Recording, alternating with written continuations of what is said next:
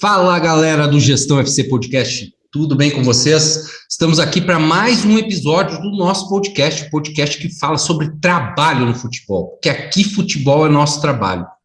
E hoje a gente vai tratar de uma área relacionada ao futebol, que é uma área que muita gente começa por ela. Vários dos nossos convidados aí que vieram ao longo de todos esses episódios começaram pelo direito desportivo, pela justiça esportiva. Eu comecei minha carreira pelo direito desportivo, embora hoje, atue mais na área de gestão.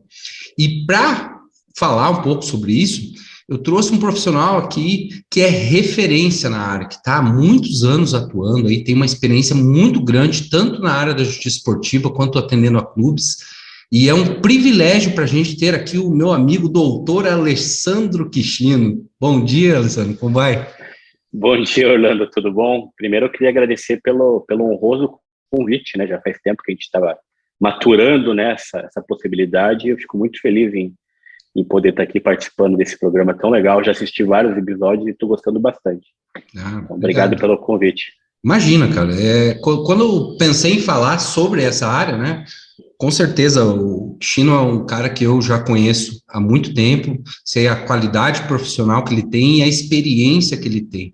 Então, é óbvio que é isso que a gente quer trazer para o podcast, experiências bacanas, experiências de vida, experiências profissionais para inspirar, quem sabe, até pessoas que queiram entrar na área. Aliás, a área de justiça desportiva, de direito esportivo, ainda precisa de muitos profissionais, Kishino? E vamos começar o nosso podcast com você contando um pouquinho da tua história para a gente. Vamos apresentar você de vez agora para a nossa audiência. Não, legal. Até vou me alongar um pouquinho contar minha trajetória, porque nas aulas que a gente dá sobre direito desportivo, um foco bem importante é como que começa, nessa área tão prazerosa do direito. E eu comecei já faz muito tempo. Eu estava no segundo ano da faculdade, Eu, na verdade, sempre trabalhei, me envolvi com futebol, Desde escutar os joguinhos na AM, lá atrás, Lombardi Júnior, Carneiro Neto, acompanhar jornal impresso, na época a gente não tinha muita informação, até assinante da Placar, mensal, semanal, quinzenal, aí, desde de recortar os escudinhos para fazer meus times de botão, até acompanhar o tabelão, para ver a escalação, para ver quem fez os gols. Então eu sempre gostei muito do futebol. E eu lembro que estava no segundo da faculdade, Orlando, estava lá numa quarta-feira à noite, na PUC, um dos poucos dias que eu estava realmente na sala de aula, não estava no Kowalski, fazendo um evento social. Kowalski, para quem não é de Curitiba, sabe, é um barzinho que fica na frente da PUC. E aí eu estava na sala de aula e apareceu um grupo de pessoas promovendo um curso de legislação desportiva. Era um curso de 5 dias, os professores, e dentre eles, Paulo Schmidt, Itamar Cortes, Alexandre Quadros. E aí eu falei, poxa, que legal, uma área que eu sempre quis conhecer, me matriculei e fui. E legal pra caramba, no último dia do curso, na sexta-feira, tinha uma prova. E as pessoas que tirassem mais do que 7 naquela prova fariam parte, integrariam o quadro da justiça desportiva do governo do estado do Paraná. E aí Paraná Esporte poderia integrar tribunais dos jogos oficiais, que seriam basicamente jogos abertos do Paraná e jogos da juventude. Eu estudei e tal, gostava da área, tirei 9 e pouquinho, isso em maio, e em julho já me chamaram para fazer a minha primeira viagem para os Jogos da Juventude. Fui para Telêmaco Borba integrar um tribunal pela primeira vez, isso em 96. De lá para cá, foi experiências em cima de experiências.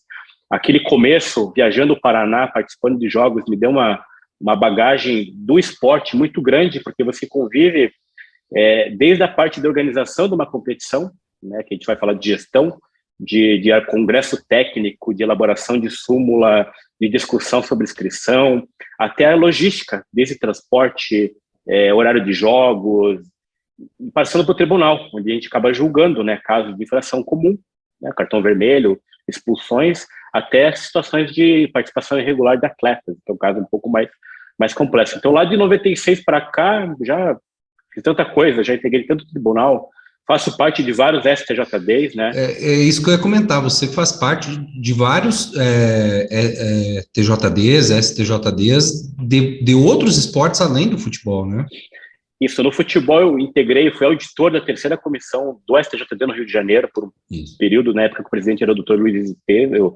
Sveiter. Depois eu virei procurador, virei subprocurador-geral. Então, no futebol, trabalhei muito tempo no Rio de Janeiro, né, com demandas bem importantes, a gente pode até depois falar, o caso Portuguesa, o caso do Edilson Pereira, né, que manipulou os jogos, desde, né, vários casos bem interessantes, casos polêmicos.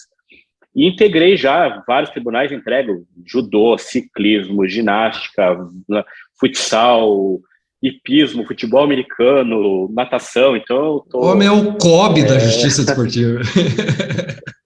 Na verdade, até o interessante, já falando um pouco da área, a gente faz muito amigos. E aí a gente acaba atendendo o convite dos amigos. Eu preciso de um auditor para tal tribunal, você compõe? Eu falei, tá bom. É tudo voluntário, não é nada remunerado. É difícil, então é difícil formar, né, essas composições, porque nem todo mundo tem disponibilidade, né, muitas vezes. Pois é, então você acaba auxiliando os colegas que te chamam. Então, na verdade, muitas pessoas acabam repetindo tribunais porque é o mesmo grupo. Então tem o Dr. Caio de São Paulo, do Caio Medawar, está em 8 tribunais, eu estou com ele em 7. Né? O Dr. Fernando de Brasília tem 5, nós estamos nos 5 juntos. Porque um amigo puxa o outro, um convite, uma confraria, né? Para a gente julgar em vários casos de outras modalidades esportivas além do futebol. Hoje no futebol, na verdade, eu estou mais como advogado, né, da justiça desportiva do que como auditor. Mas é uma experiência muito rica, é uma forma de você entrar no mercado, seja como auditor, seja como procurador. É o pontapé inicial. Eu comecei na Paraná Esporte, né, nos Jogos Abertos, Jogos da Juventude. Continua existindo esses jogos, continua tendo cursos. Até fizeram uma parceria agora com o Cresce, aqui do Paraná. Foi selecionando mais pessoas para integrarem esses quadros de justiça esportiva. Então, é o pontapé inicial que eu dou e que é uma recomendação que a gente faz para as pessoas estar acompanhando, né, o calendário oficial dos jogos aqui do Paraná, para poder conhecer um pouquinho desse mercado tão promissor. E, Quintino, quando você começou a atender clubes em especial? Daí? Então, em 2004, eu comecei a advogar junto com o Dr. Itamar Cortes para o Paraná Clube. A gente fechou um já pacote com 8 lá. anos de estrada, né? Isso, em 2004. 96, então, né? 2004. Isso, a gente começou a trabalhar, eu já era formado, já tinha, né, OAB, a gente começou a atender as questões trabalhistas e desportivas do Paraná. Então, o contexto do cenário era outro, o Paraná estava numa Série A, né, consolidado, a gente começou como terceirizado do Paraná Clube. Em 2007, eu acabei sendo convidado para integrar o departamento jurídico, então eu chefiei o jurídico do Paraná interno de 2004 de 2007 até 2011, 2012, aí eu saí e voltei para o Paraná, comecei em 2016, fiquei lá até o ano passado. Então, tocando aí as questões cíveis, as questões disciplinares, tem algumas questões trabalhistas na primeira parte, CNRD, FIFA, então a gente tem uma experiência bem legal. Trabalho com outros clubes, já trabalhei até com o Pedro Henriques, né, no Bahia. A gente advogou em 2016 um caso bem polêmico, que envolvia até uma questão que depois o Inter comprou nessa ideia e foi discutir com relação até ao rebaixamento dele, com relação ao caso do Vitor Ramos, é um caso polêmico que nunca foi julgado no mérito pelo STJD. Até eu vi a entrevista do Pedro aqui, o Pedro é uma pessoa fantástica, um CEO de alta... Baita, né, profissional, né? Exatamente. Então a gente tem várias experiências com outros clubes também, em outras modalidades, porque não é só do futebol que vive o país, né? A gente tem aí demandas de todas as espécies. Esse podcast aqui, né, eu digo que eu sou um privilegiado, porque tá virando um MBA, mais ou menos, aqui, sabe, Quintino? Porque só vem os caras feras, falam das áreas aí, e, poxa, né, tá você aqui hoje, tem o Pedro e vários outros aí, esse é o objetivo, né? Não, o próprio Lucas, né, o Lucas que hoje é o CEO do Curitiba, o Lucas foi, pra você ter ideia, Orlando, o Lucas trabalhou contigo, também, né, lá no Paraná. O Lucas foi meu estagiário, a gente incentivou ele a fazer esse curso que eu falei, da Paraná Esporte, ele fez, começou a viajar e a gente viu que ele tinha um potencial enorme, um talento enorme, investimos e hoje ele está aí, um dos principais nomes do direito esportivo do Brasil. É verdade. E aí você começou atuando, né, internamente no Paraná, prestou serviços para alguns clubes. O que você está fazendo hoje, Cristian? Então, eu advogo para clubes ainda, né? Hoje diminui muito porque você acaba não tendo muito tempo para todas as causas que aparecem. Eu advogo para o Operário de Ponta Grossa, ajudo o pessoal do Camboriú, Santa Catarina. A gente iniciou um projeto lá agora no final do ano, já conseguir, né, um vice-campeonato estadual, uma vaga para a Copa do Brasil. Então, um trabalho mais de reestruturação da equipe. Temos outros clubes no interior do Paraná, né? Estamos tentando fechar uma parceria com o Castanhal do Pará, para também mostrar lá para a região norte como é que funciona a gestão, como é que tem as questões de lei de incentivo. Então, a gente está... A atuação jurídica acabou melhorando muito, né? Em razão, lógico, de um motivo triste, que foi a pandemia, mas, né, essa questão de processos eletrônicos, de hoje você conseguir fazer uma audiência, né, também pelo computador e tudo, acabou quebrando várias fronteiras aí, né, de atuação, e você consegue, né, por exemplo, você aqui em Curitiba, atender alguém lá do Pará tranquilamente, né? Perfeito. Então, a gente está conversando, tem outras modalidades e federações, né, no estado, a Federação de Esportes Aquáticos, a Federação de Ciclismo, são parceiros já há muito tempo. E eu tenho uma atuação bem interessante também, Orlando, com a FAAP, a Federação das Associações de Atletas Profissionais. Uhum. Então, a gente tem algumas demandas contra clubes, né, os principais clubes do Brasil. Já há bastante tempo eu advogo para a FAAP, então hoje, né, também é um cliente importante, um parceiro bem... A lei nova, esse pessoal está meio nervoso, né? Agora. A FAAP, na verdade, é uma injustiçada, porque a comunidade não entende muito bem o que a FAAP faz. É um trabalho mais assistencial, né? Que a gente acaba auxiliando muito ex-atletas, principalmente aqueles desconhecidos, aqueles que estão em regiões não tão, né, privilegiadas do país. E o trabalho, ele até por ser um trabalho bem associativo, bem, né, focado na ajuda, a gente tem que agir com discrição. O ex-atleta, até por ter sido um ídolo naquela cidade, naquele estado, ele não merece saber que ele está sendo ajudado. Ele é vaidoso, ele tem, né, a vida dele consolidada, mas ele não quer divulgar que ele precisa de uma cesta básica, precisa de um medicamento, que não tem dinheiro para pagar a previdência. Então, a gente faz um trabalho mais de formiguinha. Então, às vezes, o pessoal não conhece muito e reclama, mas um trabalho sério, um trabalho bem legal, e um dia a gente pode até convidar o próprio presidente da FAAP, o Piazza, para contar as histórias da FAAP, para contar histórias também, por que não, do tricampeonato brasileiro, né? Porque ele foi mundial lá em 70. Sim. É uma pessoa fantástica para conversar. Nossa, vai ser um privilégio, um prazer, com certeza. E já pegando o gancho, o que você está achando dessas alterações legislativas aí que vem surgindo? Mudou bastante coisa, né? Eu acho que tem muita coisa legal, muita coisa evoluiu, né? Era necessário.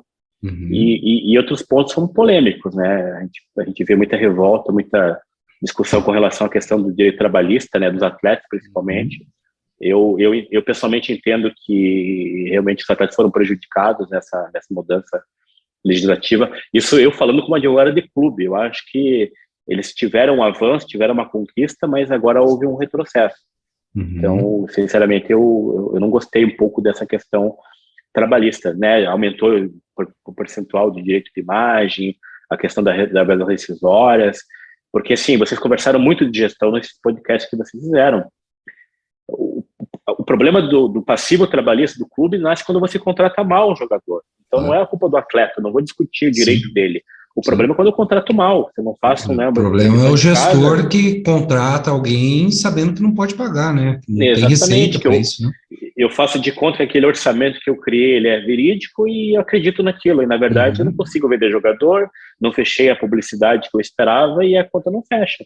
Uhum. Então, não é suprimir o direito trabalhista de atleta ou de qualquer outra categoria que você vai regulamentar o problema. Não, o problema é de gestão mesmo. A gente vai tratar, e vocês estão tratando já há muito tempo, né? Mas foi bastante coisa nova. Eu acho que era necessária uma mudança legislativa. Infelizmente, demorou muito para alterar alguns pontos, mas tem muita coisa ainda para se discutir. Eu particularmente, vendo, assim, todas as alterações, tem algumas coisas que eu não concordei, realmente. Eu acho que faltou ouvir todos os envolvidos, né? Todos os players aí envolvidos. Mas tem muita coisa boa também, né, que eu acho que vem para agregar um pouco, porque falando sobre a legislação como um todo, Lei Pelé, enfim, até o próprio CBJD, a gente tem um déficit ainda de legislação muito grande aqui no país, né, Cristiano? A gente tem alguns segmentos, né, alguns participantes do evento esportivo que são meio que escanteados, a questão da arbitragem. A arbitragem é um problema, o futebol envolve tanto dinheiro, tanto recurso, e apesar de VAR, implementação de tecnologia, o árbitro ainda ele é marginalizado no sistema. Ponto mais frágil de toda a relação ali, né? E é quem toma grandes decisões, né? A questão é uma partida de futebol que envolve milhões aí, um erro humano por causa de uma falha né, às vezes o árbitro não está num bom dia, porque ele teve que trabalhar no dia anterior, não se preparou direito para aquela competição. Então é um problema sério. Eu acho que a questão do fair play financeiro também, o legislador podia ter atacado com mais precisão, porque é muito bom você falar sobre isso. Concordo. Bem polêmica, né? E a gente vê a desigualdade, estamos falando de SAF, recuperações judiciais. Poxa, se o fair play financeiro existisse no Brasil, os clubes estariam numa situação financeira totalmente diferente hoje. Então é um ponto que também eu acho que precisaria avançar bastante. Vamos falar um pouco mais sobre justiça desportiva, Kishino. Como que você vê hoje a estrutura? Você sabe que a gente já teve essas conversas, né, várias vezes. Eu sou um pouco crítico de como é estruturada a justiça desportiva no Brasil, né? Quem atua ali não tem culpa disso, né? A culpa é da legislação, no meu entendimento, né? Mas essa questão da justiça está atrelada a um financiamento das entidades de administração de desporto, a essa falta de remuneração para quem trabalha na justiça esportiva. Como que você vê tudo isso? Qual que é o teu entendimento a respeito? Então, eu falei que eu comecei, né, na justiça desportiva. E hoje eu defendo que ela tem que ser radicalmente alterada. Né? Isso eu sou um crítico, até porque a gente conhece o CBJD, conhecemos as modalidades, conhecemos as entidades, e ela tem que ser sensivelmente mudada. Talvez com essa nova lei possa mudar, iniciar esse procedimento de mudança, porque agora o legislador outorgou, né, ou possibilitou que cada entidade crie a sua estrutura. Lógico, respeitando alguns princípios constitucionais, a defesa, contraditório, respeitando a questão da composição paritária, né, todo mundo que faz parte da modalidade deveria indicar as pessoas que julgam, mas tem que ser, eu acho que tem que reduzir um pouco a estrutura, dar uma diminuída, aproveitar essa tecnologia que a gente tem hoje para poder fazer as sessões todas virtuais, para diminuir até o custo mesmo. E a celeridade aumentar também, né, Tim? Então acho que dá para diminuir, dá para enxugar bem, né, diminuir o número de recursos, às vezes você aproveitar o mesmo tribunal para diversas modalidades. O COB deveria ter um superior tribunal de esportiva único para as modalidades olímpicas, futebol, estrutura própria, mas o COB outra, porque às vezes a gente se reúne no judô para julgar um processo, aí na outra semana julga um processo da ginástica, centraliza. Uma secretaria só, uma estrutura física só, um sistema, uma plataforma digital única, sabe? Eu acho que pode simplificar muito. A questão da remuneração dos profissionais, eu acho que a gente tem que rever, porque para exigir um trabalho de qualidade, você tem que remunerar aquela pessoa, por menor que seja o valor da remuneração, porque aí você vai incentivar, inclusive, o auditor, o procurador a se qualificar. Ele não vai julgar, mas eu estou fazendo um favor, eu julgo quando eu posso. Não. A pessoa tem que se dedicar àquilo, estudar o processo, se debruçar, entender as teses, ouvir todos os lados, né, que participa daquele julgamento. Sim. Então, eu acho que tem que radicalmente ser diminuída essa estrutura, Orlando.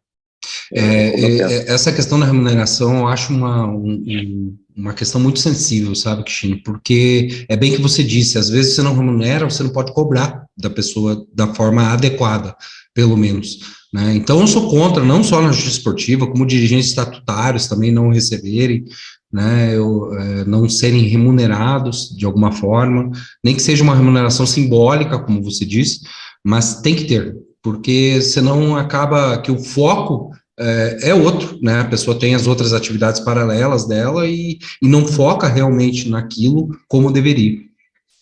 Porque assim, eu vejo muito na condição de advogado, de clube, de futebol, às vezes os julgamentos são muito rasos e a gente, como advogado, faz vários argumentos técnicos e o auditor não aprecia nenhum, porque ou ele está com pressa, ou ele não entendeu os argumentos, não se dedicou àquele caso específico e passa batido. E às vezes o cliente que está acompanhando a decisão pergunta, doutor, mas tudo que você falou não foi rebatido. Por que eu fui condenado em 15 de suspensão? Se eu não entendi o voto? Então você vai acabar qualificando mais as pessoas. Não que eles não tenham qualificação, não tenham condições de estar lá participando dos tribunais, mas eu acho que dá uma melhorada muito grande no nível técnico. Sim. Porque o player, né, o dirigente, o atleta, o treinador, ele tem que saber por que ele foi punido.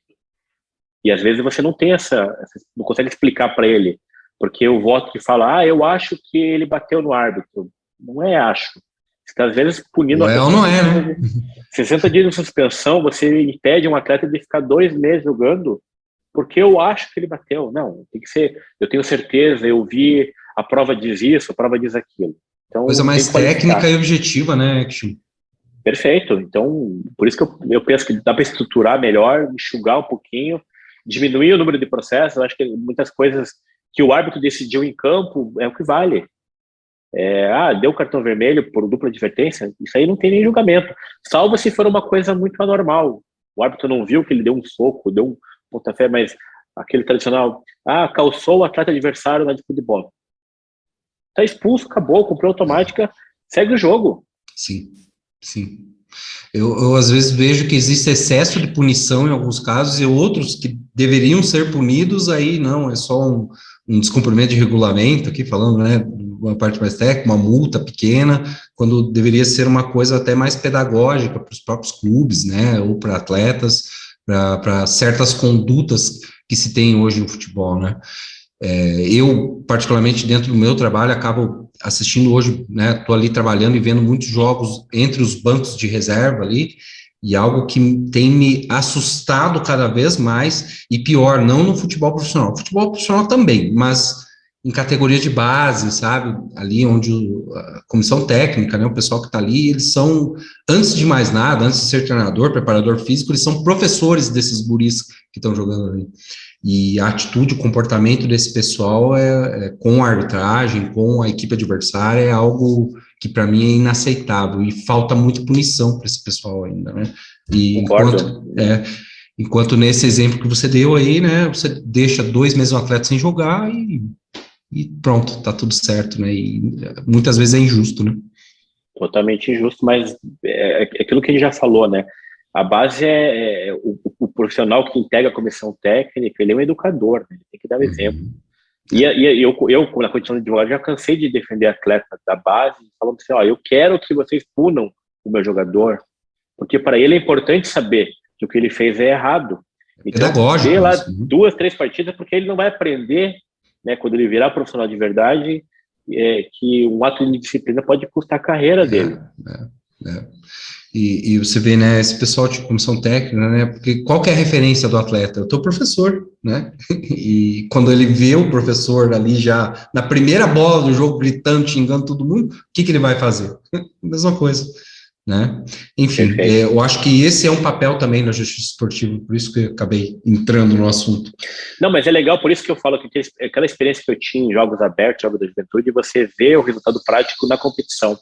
Isso me fez um bem necessário, porque você olhava o atleta lá, de manhã ele fazia a infração, de tarde ele era ouvido e de noite ele era julgado, no dia seguinte ele já cumpria a pena. Então você vê um evento prático, você vê ele sendo efetivamente punido, né? E hoje em dia, na estrutura nossa normal, ordinária, demora para julgar, né? O atleta já cumpriu automático, ele nem sabe que está sendo julgado, então a coisa acaba se perdendo, né? Você faz um julgamento mais por protocolo, porque na prática não tem muita implicação real.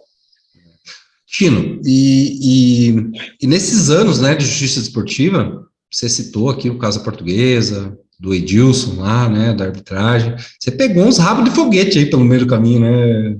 Comenta aí algum deles. Eu lembro que quando eu fiz o meu primeiro curso de direito esportivo, lá em 2005, foi no ápice desse caso do Edilson lá, da arbitragem. E o Paulo Schmidt era professor, né, o Alexandre Quadros, eles comentavam bastante a respeito do assunto, né, e você estava lá também no olho do furacão nessa história aí, né? Estava lá. É porque, assim, o código CBJD, ele foi criado em 2004, né? Então, eu lembro que eu era editor no Rio de Janeiro, código novo, um simples arremesso de objeto, né, seja uma multa mínima de 50 mil reais. Então, eu lembro como eu auditor, julgando o Botafogo, que a torcida tacou uma baqueta no campo, perto do escanteio. O Botafogo foi punido de R$50 mil por um arremesso que não atingiu ninguém. Então, iniciou-se de uma forma bem radical e aí hoje flexibilizou. Mas nessa época, 2005, aí, com esse caso do Edilson, era tudo novo, né? Eu lembro que eu estava em Toledo, nos Jogos Abertos, junto com o Paulo Schmidt, e apareceu na Veja, na capa da Veja, apareceu um caso aí, bem um escândalo. Na época, a gente já fez um pedido de suspensão provisória, foi feito um inquérito para verificar, né, o que tinha acontecido de fato, e o tribunal depois entendeu pela anulação lá de 11 partidas. Uhum. Muita gente criticou, a torcida colorada do Rio Grande questionou, poxa, se não tivesse anulado, a gente tinha sido campeão brasileiro. Mas foi a providência mais sábia que deveria ter sido tomada. Você né? acha que, por exemplo, se o Inter tivesse sido campeão aquele ano, porque na última partida ele chegou, né, disputando o título, você acha que teria tanta repercussão, assim, desse caso, no sentido da decisão em si? Acredito que não. Porque hoje em dia o resultado de campo reflete diretamente em qualquer tipo de decisão, seja do tribunal, seja da própria organizadora da competição, seja às vezes um erro de arbitragem. Muito fala 2006, se o árbitro não tivesse dado um pênalti para o Corinthians, o Inter tinha sido campeão também. Então, são 2 pontos que a torcida colorada sempre questiona. A anulação dos jogos e o pênalti do Tinga. Na verdade, eu estou usando até esse exemplo da torcida colorada, mas é porque no futebol existe muito essa questão das conspirações, né, que existem, e a gente que atua no dia a dia, você vê que não é nada disso, né, são os casos que acontecem e eles são julgados, né, por si só, como fato que foram.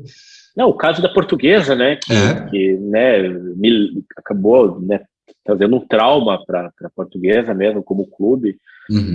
Tem várias teorias, né? Todo mundo pergunta para mim o que aconteceu.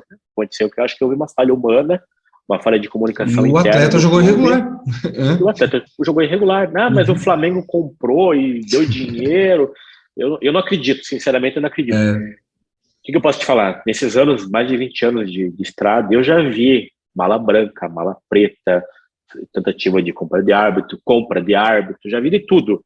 Mas nesse caso da Portuguesa e do Flamengo, né, por tabela, não vejo possibilidade de ter acontecido. Eu acredito que houve uma falha humana, uma falha de comunicação interna do clube, porque aí a gente fala de gestão. Os dirigentes são voluntários, né? Às vezes ele não está no dia a dia do clube. Às vezes o diretor junto da Portuguesa soube da informação da suspensão do atleta, que foi julgado numa sexta-feira à tarde, e não repassou Passou batido. pro E acontece, né? É algo... Porque ele é um cargo voluntário, um cargo que não está no dia a dia do clube, mas o advogado se reportou a ele, comunicou, e ele esqueceu de avisar. Porque ele estava, às vezes, num evento, ele estava viajando, porque ele não é um diretor profissional, ele não é remunerado, ele é um colaborador. Então, a gente sofre muito com essa questão da gestão, né, amadora, digamos assim. Então, eu acredito que naquele caso houve irregularidade, mas por uma falha interna. Perfeito. E dentro, né, de todos esses anos aí, Quixino, quem são os profissionais que mais te inspiraram, né? Falar, porra, eu vou trabalhar com essa coisa. Você já citou alguns, né, mas assim, referências que você tem dentro da área hoje. Eu sou um dinossauro, né? Então eu conheci muita gente e conheço. Então tem os mais antigos, né? Paulo Schmidt é nosso amigo, é uma referência, como um estudioso, um doutrinador, sou suspeito para falar do Paulo. Aqui no Paraná a gente sempre teve bons profissionais, né? O doutor Itamar, o doutor Marcelo Salomão, essa nova geração que tem agora, né? O próprio Lucas. Então tem muito advogado bom, tem os de São Paulo, tem os do Rio. Mas eu posso falar do Paulo Schmidt, tem mais antigos que falam de direito esportivo, o Álvaro Melo Filho, né, que é um jurista que escreveu todos os livros que a gente estudou durante a nossa vida, mas tem muita gente boa, então é difícil falar assim, quem que é o teu mestre. Eu sempre me inspirei muito na postura técnica do Alexandre Quadros e do Paulo Schmidt, eles foram a minha base. Mas legal você falar do doutor Álvaro também, porque muita gente esquece, né, que o pessoal que começou lá atrás mesmo, né, no início dessa questão da justiça esportiva, como a gente tem ela hoje, estudou por livros dele, escritos por eles, né. Eu tive a oportunidade de uma vez que ele leu um parecer dele a respeito de um caso que é bem complexo, que a gente estava passando no trabalho, e primoroso o trabalho dele. Muito legal citar ele também, né? Não, que nem muita gente fala do Dr. Domingos Moura, né? O Dr. Domingos Moura era um orador nato. Ele, às vezes, ele não tinha tanta técnica, né, na tese, mas a oratória dele era fantástica. Você ficava escutando o Moro a fios, né? Eu nunca vi alguém com uma oratória tão persuasiva, assim, né, dentro da área jurídica, assim. Não, ele era muito criativo, né? Dava show, né? Dava show mesmo. Uma perda, né? O que aconteceu. A gente sente muita falta, né, da vivacidade dele, né, da energia que ele chorava na sessão. Ele levava bombinhas pro plenário para falar, eu entrei aqui com uma bomba, por que o torcedor não pode entrar no estádio? Então, ele era muito criativo. O Moro era uma figura, faz falta mesmo. Me fala uma coisa, para quem está ouvindo aqui, né, todas essas histórias aí de justiça esportiva, de direito esportivo, de atendimento a clubes, o que você acha que são as competências específicas que uma pessoa que queira atuar nessa área precisa ter? Eu acho que não só nessa área, né? Você tem que ter uma credibilidade, tem que ser atencioso e tratar com profissionalismo. Né? Se você estudou o assunto e se dedicou a entender o problema, né, da pessoa que lhe procurou, já é o primeiro grande passo. Eu acho que você não pode desmerecer ninguém, independente da situação financeira, porque assim, no direito esportivo você faz muitos amigos e ajuda muitas pessoas sem cobrar R$1. E a forma que você entra no mercado. Uma federação, né, de badminton do Paraná não tem dinheiro. Sim. Ela vai te procurar para ajudar. E é uma forma que você tem para poder entrar no mercado. Mas acho que você tem que ser estudioso, entender o problema, se dedicar. E aí sim você vai para frente. Porque assim, é tua credibilidade, é o teu nome, né? Você faz um trabalho legal no badminton de forma voluntária, amanhã você está fazendo na federação, de outra modalidade, ou na própria confederação. Então, acho que é dedicação. Tem que... nada vem fácil, né? E no próprio futebol, né, Cristiano? Quantos clubes do interior aí, que são clubes que têm uma situação financeira precária, né? Muitas vezes não consegue pagar o advogado, tem um problema, às vezes, grave, né? Eu já vi muitos colegas nossos, né? Inclusive você ajudando, né? Fala, não, dá aqui que a gente faz e resolve, tenta resolver para vocês. Não, eu acho que o pontapé, para você entrar no mercado, você vai ter que fazer um trabalho meio pro bono. Né? Não adianta você falar assim, vou ganhar dinheiro já. Não. O advogado dessa área, ele tem que começar fazendo um trabalho voluntário para você entender, né, o sistema, para você ser conhecido pelo mercado, que aí sim você vai decolar. Mas tem que ser ético, tem que ser correto, né? Às vezes tem que, né, estudar um pouco mais do que uma outra área, porque é bem complexo o assunto. Não vai pegar um caso da Portuguesa de primeira, né? Tem que ralar bastante. Você mesmo falou agora há pouco, né? Que você lá em 96, aí em 2004, só 8 anos depois que você foi, né? Trabalhar com o clube, enfim, né? E ser remunerado de outra forma a respeito do assunto. O que você acha que dentro da área jurídica dos clubes vai mudar agora com essa legislação nova aí? O que você vislumbra aí nos próximos anos de pontos positivos e negativos dentro de tudo isso? Então, mudou muito já, né? Eu acredito que hoje o departamento jurídico de um clube de futebol, a gente fala de futebol, já está sendo muito mais valorizado e muito mais reconhecido. Eu lembro lá em 2005, 2006, eu fui numa reunião com o presidente do Paraná Clube da época, com o presidente do TRT, a gente estava com um problema trabalhista, e ele falou assim, presidente, você tem que contratar o teu advogado como você contrata o teu centroavante, porque hoje os clubes dependem de uma assessoria jurídica permanente. Então, eu acredito que essa profissionalização já está acontecendo, as demandas estão aí, todos os clubes têm dívidas, todos os clubes precisam se reorganizar internamente, seja da questão estatutária, né, e um advogado que vai ter que analisar o teu estatuto, seja a questão de você implementando um sistema de governança, e seja você dando suporte até numa contratação básica de um atleta de futebol, que a gente conversou. O passivo nasce quando você contrata mal um jogador. Então, tá vendo já essa evolução, e é engraçado porque aí os advogados mais antigos estão migrando para a gestão, né? É uma coisa até... o Paulo Brax, que acho que você conversou também aqui. Paulo. O Paulo era advogado, hoje virou um executivo. O Paulo foi auditor do STJD. Né? Foi, trabalhou comigo lá. É. O Alexandre Pássaro, ele era advogado interno do São Paulo, hoje ele é um... Vai vir aqui, viu? Tá me enrolando o Pássaro, inclusive, já naquele dia ele vem. Então tá tendo essa migração do jurídico pro futebol, para gestão, porque o jurídico de um clube ele acaba migrando, né, e trabalhando com todos os grupos, os departamentos de uma entidade. Mas está vendo essa profissionalização, acho que é muito importante. Bacana. E a área como um todo, como você vê ela daqui 10 anos, mais ou menos? O mercado esportivo como um todo, a área jurídica? A área jurídica. Dentro da área jurídica, né, você pode falar no geral e também na área mais específica que é tu. Não, eu acredito, Orlando, né, que tem um mercado enorme aí. A gente está vendo cada dia mais cursos e mais tendências, digamos assim. Então, hoje a gente vê, né, e aí uma questão de gestão mesmo, a dificuldade que os clubes têm de dividir, né, o interesse até da nova geração com esportes eletrônicos, a concorrência que a gente tem com os clubes de fora. Né? Hoje meu filho tem camisa do PSG, do Manchester, do Real Madrid, e não tem a camisa dos times locais. Então, assim, a gente vai ter que abrir, né, a caixinha e ver que o mercado do esporte ele não é só regional, ele é mundial. Isso vai ampliar muito o mercado como um todo, seja para o advogado, que vai ter que discutir games com o outro lado do mundo, com uma desenvolvedora de software lá do Japão, vai ter que discutir, né, uma transação com um clube lá também da Arábia, seja para discutir questões pontuais. Então, eu creio que em 10 anos muita coisa vai acontecer, muita coisa vai modernizar, até porque a velocidade das coisas está impressionante.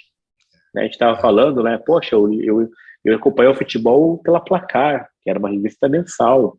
Hoje, a cada 3 minutos, tem uma notícia nova. Se é verídica ou se não é, aí o leitor vai ter que entender, né, a abstração.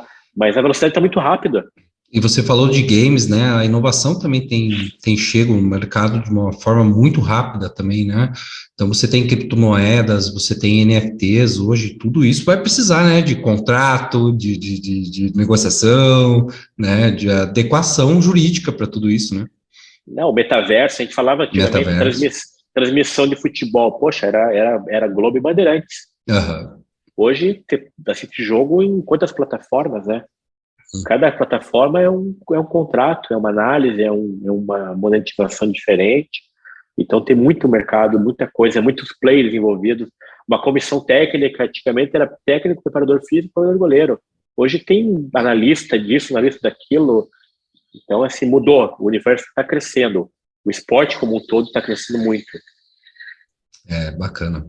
E o Alessandro Kishino de hoje, se ele fosse dar um conselho para o Alessandro Kishino lá de 96, qual seria o conselho? Qual caminho seguir? O que você falaria para ele? Olha, eu acho que eu recomendaria ele a ir para um centro maior. Ele deveria morar em São Paulo, morar no Rio. Isso é um pouco menos truculento, porque às vezes a gente cria uma tese meio birrento, e no futebol, especificamente, você tem que ser um pouco mais flexível.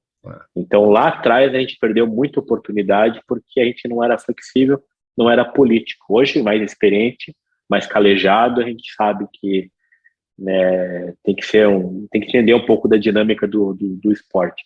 Até porque a gente lida com dirigentes estatutários que têm outros interesses, né, no esporte, diferentemente daquele que é profissional. Então, às vezes você demora para pegar aquilo e não entende por que ele tem tanta birra ou tanta rejeição naquela ideia ou naquele produto.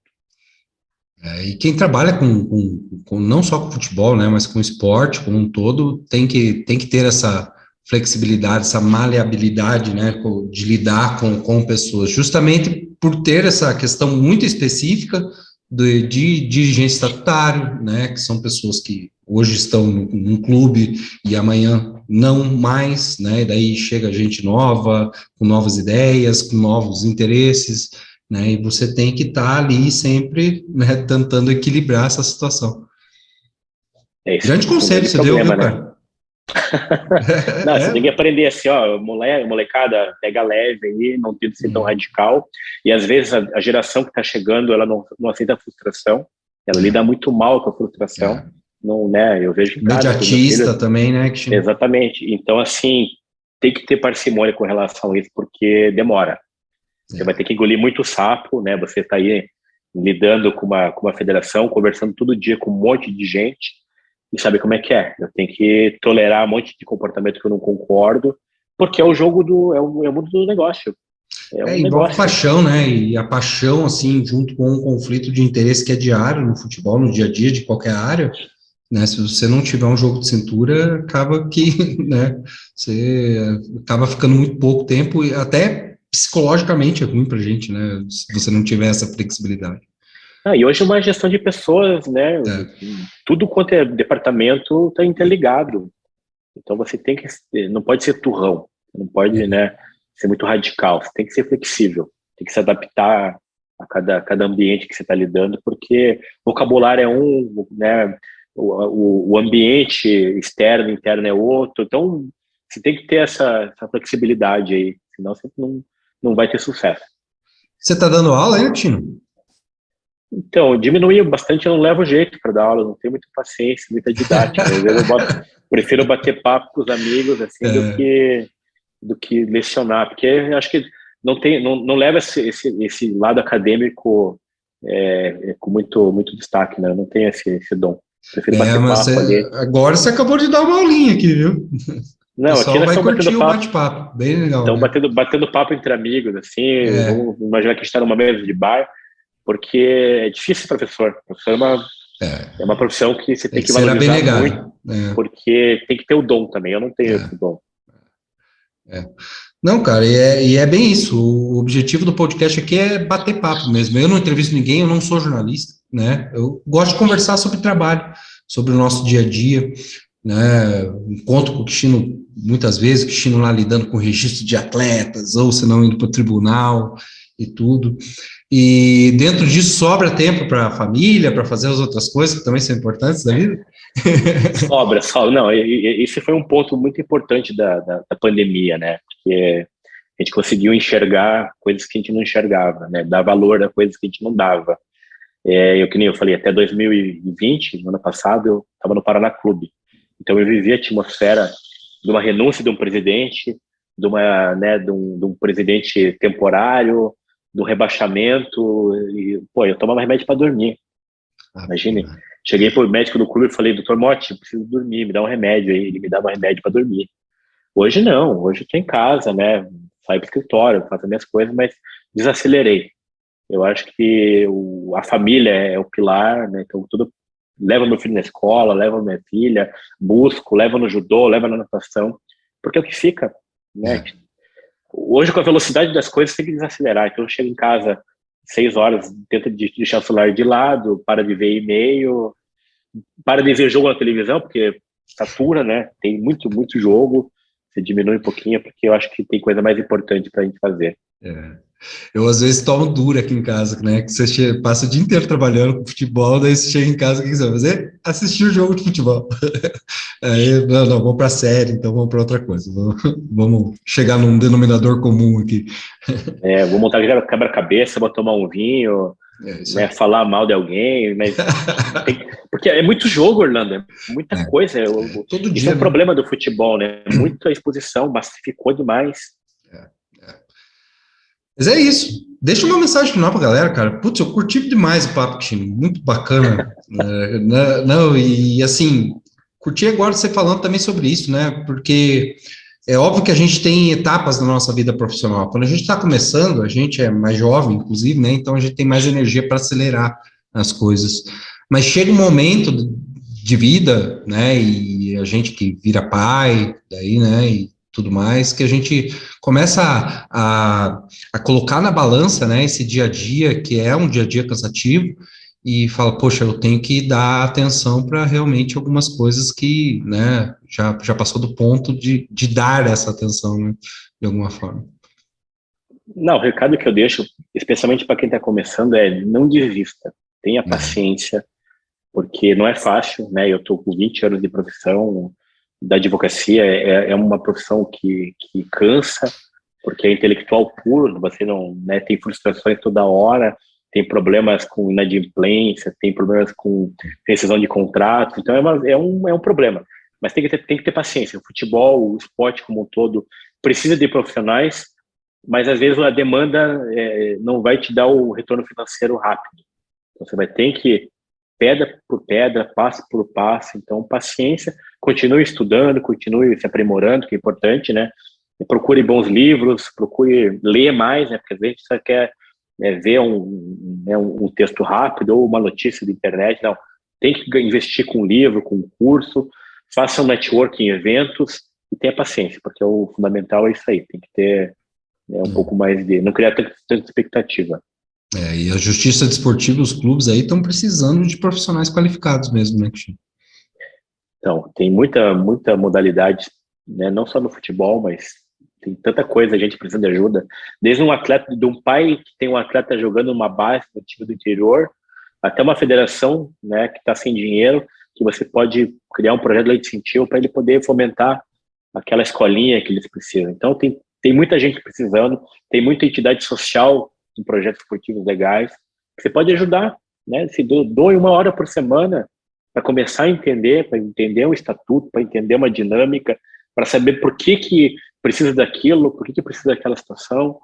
Então, é paciência, é um passo de cada vez. É isso aí.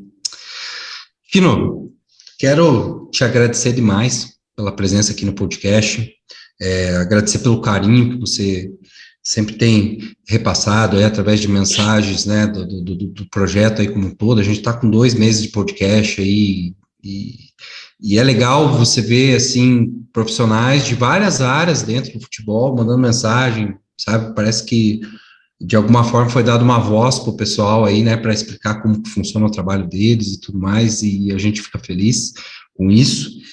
Quero desejar a você todo o sucesso do mundo, competência é o que não falta, né, já dá para ver por todo o teu histórico aí de trabalho, e desejar a você também uma vida tranquila aí, meu amigo, que aproveite não só o aspecto profissional, como o pessoal também, viu?